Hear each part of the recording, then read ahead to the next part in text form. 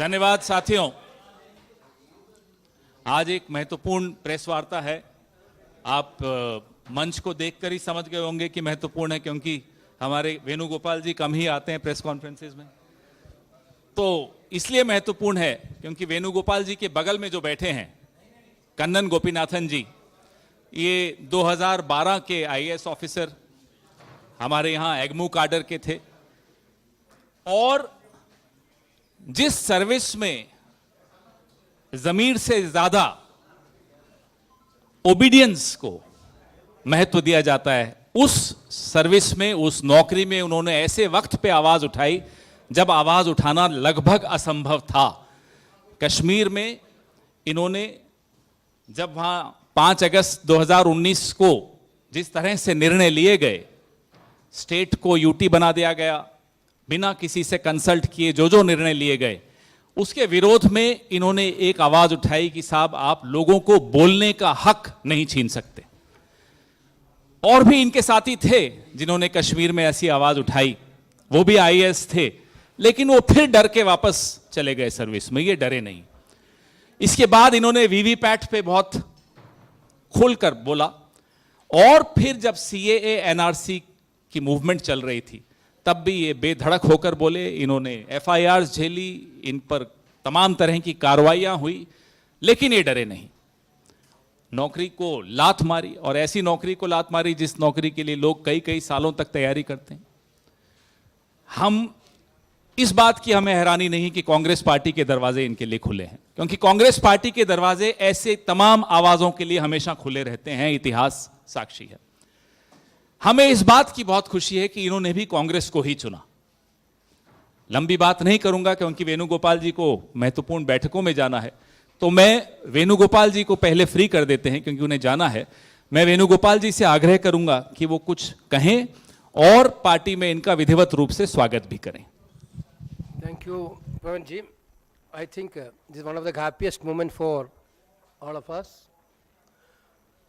that one of the brave bureaucrat who is having passion towards the downtrodden people of this country, marginalized people of this country, and who always fought for justice, love and affection, Mr. Kannan Gopinathan.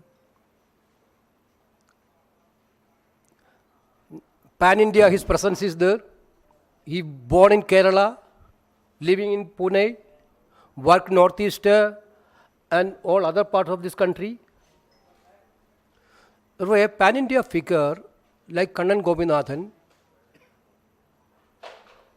is joining in the Congress party, is giving a clear-cut message that Congress party is the only party who is fighting for the justice for this country, and the ideology of the Congress is very clear. That's why Kannan Gopinathan is also opting Indian National Congress for his party. I don't want to take much of his time. He resigned 2019 from civil service, but he is now telling so far his resignation is not at all accepted. Still he is a bureaucrat.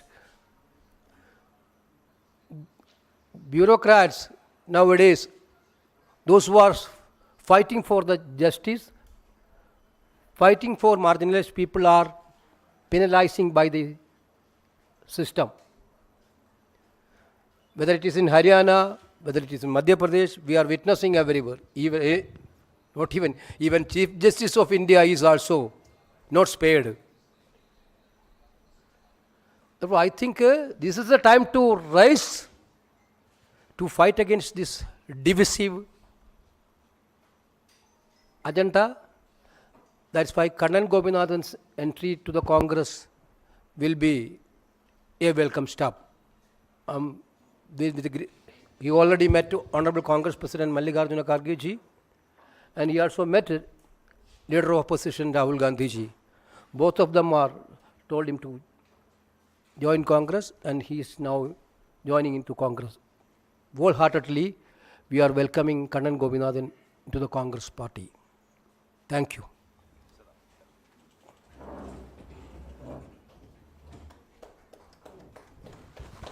Come.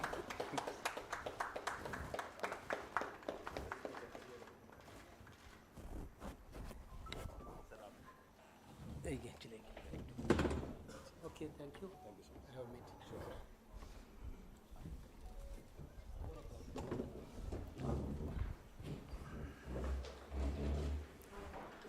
अब विधिवत Kannan Gopinathan ji Congress party में आज शामिल हुए हैं। मैं उनको भी बधाई देता हूं और मैं हम सबको भी बधाई देता हूं कि एक बहुत ऐसा शख्स कांग्रेस में आया है जो दिल से काम करता है। मैं अब कन्नन गोपीनाथन जी से आग्रह करूंगा कि वो अपने विचार आपके सामने रखें।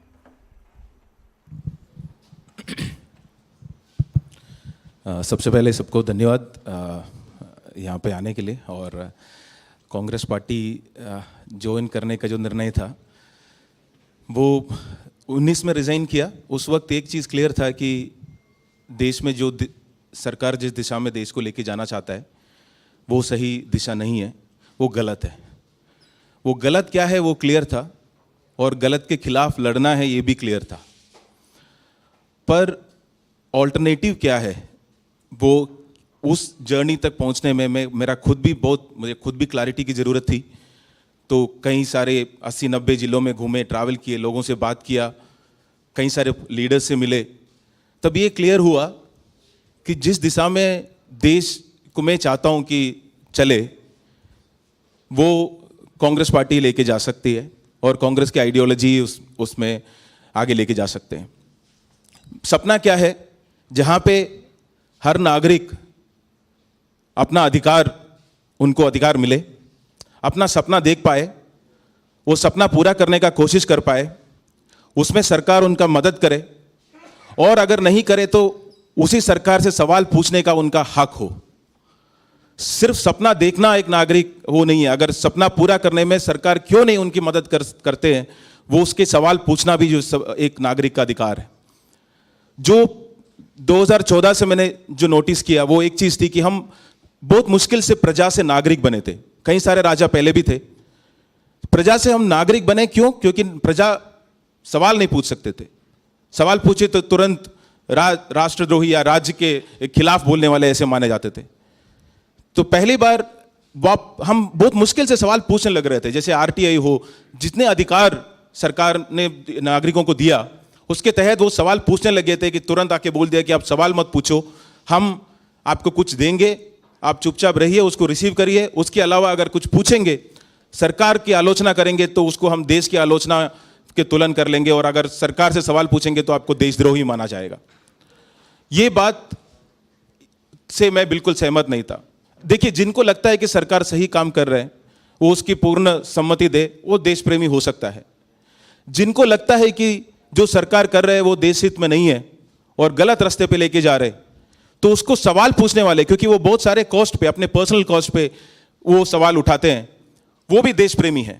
मैं एक ही तबके के लोगों को देशद्रोही मानता हूं, जिनको पता है ये बात कि देश सही दिशा में नहीं जा रहे, पर अपनी फायदा के लिए या लालच या ग्रीड या सर्वाइवल के लिए ये निर्णय ले चुका है कि हाँ हम चुप रहेंगे क्योंकि चुप रहना ही इस वक्त बेहतर है। तो जो मैं उस तरीके का देशद्रोही नहीं बनना चाहता था। मुझे ये था कि मुझे जो अपनी बात रखना है, सवाल उठाना है, वापस हमें प्रजा नहीं बनना है, हमें नागरिक रहना है। तो उसी में जब जितना ज़्यादा बात किया वो ये सारी जो थॉट्स है वो कांग्रेस की आइडियोलॉजी ही है, ना कि सिर्फ हिस्ट्री है, वो प्रेजेंस है। और इसीलिए जितना मैं उसके मतलब पार्टी के साथ मिलकर काम कर सकता हूँ और जितना मजबूत कर सकता हूँ अपनी कार्य से, वो सेवा से वो करने के लिए मैं तैयार हूँ।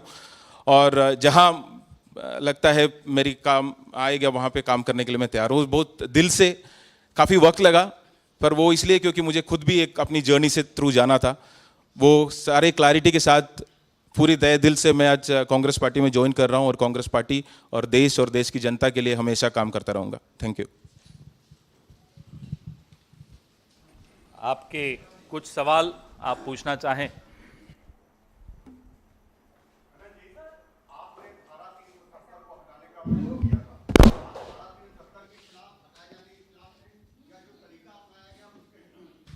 नहीं, मैं उस वक्त भी इस बात को क्लियर रखा था कि 370 हटाना है नहीं हटाना है वो एक सरकार का निर्णय हो सकता है, पर उसके बाद अगर एक पूरा प्रदेश को आप ये निर्णय करते हैं कि हम उसको बंद कर देंगे, जिस तरीके से वहां के सारे लीडर्स को, एमपी को, मान लीजिए ये बात दिल्ली में होता है कि जितनी जर्नलिस्ट है, जितनी एमपी है, जितनी एक सीएम है, उन सबको जेल डाल दिया जाए, यहाँ की ट्रांसपोर्टेशन बंद किया जाए, यहाँ की टेलीफोन बंद किया जाए, यहाँ की इंटरनेट बंद किया जाए, तो क्या वो सही है?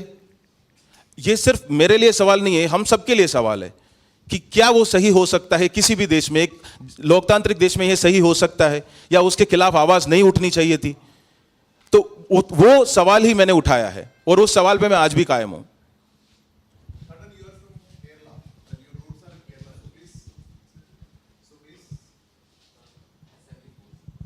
So please tell something in Malayalam for your audience in Malayalam.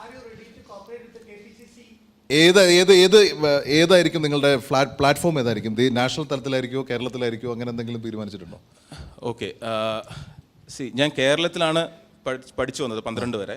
പക്ഷെ അത് കഴിഞ്ഞിട്ട് ജാർഖണ്ഡിലാണ് എഞ്ചിനീയറിംഗ് ചെയ്തത്. ജാർഖണ്ഡ് BIT മെസ്ര അവിടുന്ന് എഞ്ചിനീയറിംഗ് ചെയ്തു. പിന്നെ അത് കഴിഞ്ഞ് വർക്ക് ചെയ്തത് നോയിഡയിലാണ്. നോയിഡയിൽ വർക്ക് ചെയ്ത് കഴിഞ്ഞ് കല്യാണം കഴിച്ചിരിക്കുന്നത് ഹരിയാനയിൽ നിന്നാണ്.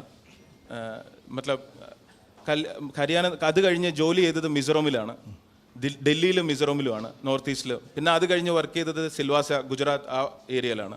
അവിടെ നിന്നാണ് രാജിവെച്ചിരിക്കുന്നത്. ഇപ്പോൾ താമസിക്കുന്നത് മഹാരാഷ്ട്രയിലാണ്. എന്തുകൊണ്ടാണ് കോൺഗ്രസ് സെലക്ട് ചെയ്തത്? എന്തുകൊണ്ടാണ് കോൺഗ്രസ് സെലക്ട് ചെയ്തത്? വളരെ ഇത് പൗരന്മാരുടെ പാർട്ടി ആയതുകൊണ്ടാണ്. അതായത് പ്രജയിൽ നിന്നും പൗരനിലേക്ക് എന്നുള്ളൊരു യാത്ര ഇന്ത്യയെ ആരംഭിച്ചത് സ്വാതന്ത്ര്യത്തിന് ശേഷം, ആ സ്വാതന്ത്ര്യ സമരത്തിന് അനുബന്ധിച്ചിട്ടാണ്. അത് കഴിഞ്ഞിട്ട് ആ പ്രജയിൽ നിന്നും പൗരനിലേക്ക് എന്നുള്ളതിൽ മാറി വീണ്ടും സർക്കാർ തരുന്നത് മേടിച്ച് ശബ്ദമില്ലാതെ ആൾക്കാരാവുക എന്ന് മാറാതെ തിരിച്ച് വീണ്ടും പ്രജകളാക്കി മാറുന്ന ഒരു യാത്രയിലോട്ട് നമ്മൾ തുടങ്ങിയിട്ടുണ്ട്. ആ തിരിച്ചുള്ള യാത്ര എത്രയും പെട്ടെന്ന് നമ്മൾ നിർത്തുകയും തിരിച്ച് പൗരന്മാരാകാനുള്ള യാത്രയിലെ ഏറ്റവും ഉചിതമായ പാർട്ടി കോൺഗ്രസ് പാർട്ടിയാണെന്നുള്ള ഉച്ചബോധ്യമുള്ളതുകൊണ്ടാണ് കോൺഗ്രസ് പാർട്ടിയിൽ ജോയിൻ ചെയ്യുന്നത്. ഈ പ്രവർത്തന മേഖല കേരളമായിരിക്കുമോ അതോ ദേശീയ തലത്തിൽ മൊത്തത്തിലായിരിക്കുമോ? ഇല്ല, അത് പാർട്ടി തീരുമാനിക്കുന്നതനുസരിച്ചിരിക്കും. പ്രത്യേകിച്ച് നിയമസഭാ തെരഞ്ഞെടുപ്പ് കേരളത്തിൽ വരാൻ പോകുന്ന സമയമാണ്. അതെ, പക്ഷേ പാർട്ടി തീരുമാനിച്ചനുസരിച്ചിരിക്കും. കാര്യം ഞാൻ ഇന്ന് ജോയിൻ ചെയ്തേ ഉള്ളൂ. അതുകൊണ്ട് എന്താണ് റോൾ, എനിക്കുള്ള റോൾ എന്നുള്ള കാര്യം എനിക്ക് ക്ലാരിറ്റി ഇല്ല. ഐ ജസ്റ്റ് टेल कि जैसे मैं केरला से हूँ पर पढ़ाई किया झारखंड में और नोएडा में काम किया. उसके बाद वहाँ पे कहीं NGO में, जुग्गी में, एक मोटरोला सेमीकंडक्टर कंपनी में काम किया. शादी किया हरियाणा से और उसके बाद मिज़ोरम में काम किया 3 साल, मिज़ो सीखे. उसके बाद सिलवासा में रहा और अभी पुणे में रहता हूँ, महाराष्ट्र में. तो सवाल ये था कि आपका कार्यस्थल क्या होगा, तो वो थोड़ा मुश्किल है मेरे लिए बताना. मैं जहाँ जहाँ रहा हूँ सबको अपना ही मानता हूँ और जितना मेरे से हो सकता है और जहाँ के पार्टी का डायरेक्शन है उस हिसाब से काम करने के लिए रेडी हूँ.